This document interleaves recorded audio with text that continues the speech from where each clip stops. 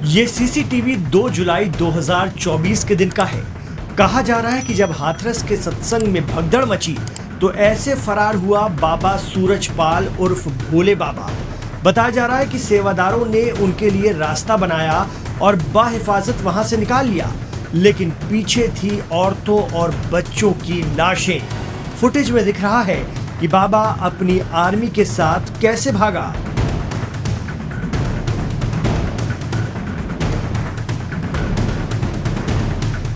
हाथरस में 122 लोगों को मरता छोड़कर फरार हुए सूरजपाल उर्फ साकार विश्वहरि उर्फ भोले बाबा की हम बात कर रहे हैं। उनका पुराना आपराधिक इतिहास भी रहा है। आइए आपको बताते हैं बाबा साकार विश्वहरि के नाम से अनुयायियों में लोकप्रिय सूरजपाल जाटव उर्फ भोले बाबा के 5 कांड।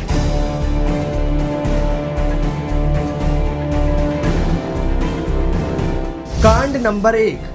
मीडिया रिपोर्ट्स की माने तो आगरा में साल 2000 में भोले बाबा को पुलिस ने गिरफ्तार किया था। पुलिस ने तब चमत्कारी उपचार अधिनियम के तहत मामला दर्ज किया था और 7 लोगों की गिरफ्तारी हुई थी। बताया जाता है कि बाद में सबूतों के अभाव में कोर्ट से सबको बरी कर दिया गया। उस समय ये चर्चा बहुत चली थी कि एक कैंसर पीड़ित बच्ची जो बेहोश हो गई थी, भोले बाबा के नाम से मशहूर सूरजपाल उसे ठीक करने आ रहे हैं, लेकिन उस बच्ची ने बीमारी से दम तोड़ दिया। कहा जाता है कि उनके अनुयायी अड़ गए कि भोले बाबा आएंगे और बच्ची को ठीक करेंगे। हालात ये बने कि कानून व्यवस्था का मसला बन गया। पुलिस को लाठीचार्ज करना पड़ा। भोले बाबा को गिरफ्तार किया गया और उन पर चमत्कारी उपचार अधिनियम के तहत मुकदमा दर्ज हुआ। हालांकि बाद में सबूतों के अभाव से वो बरी हो गए। मंगलवार को हुए हाथरस हादसे के बाद से आयोजक और सत्संग करने वाले भोले बाबा गायब हैं। हादसे की जांच और आरोपियों की गिरफ्तारी के लिए एसआईटी गठित की गई है, लेकिन पुलिस ने एफआईआर में बाबा को नामजद नहीं किया है। इस बीच भोले बाबा को लेकर कई नई बातें भी सामने आ रही हैं। कांड नंबर 2।